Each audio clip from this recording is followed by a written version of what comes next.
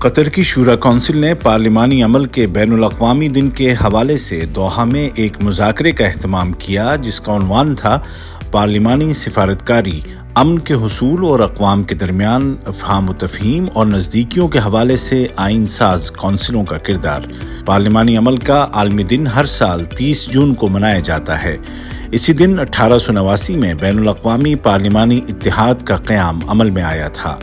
شورا کونسل کے اسپیکر جناب حسن بن عبداللہ الغانم کی موجودگی میں منعقد کیے گئے اس سیشن میں موضوع کے مختلف پہلوؤں پر شورا کونسل کے اراکین جناب محمد بن مہدی الاحبابی، جناب یوسف بن علی الخاطر، جناب عبداللہ بن ناصر بن ترکی السبیعی اور جناب عیسیٰ بن احمد النصر نے سیر حاصل گفتگو کی۔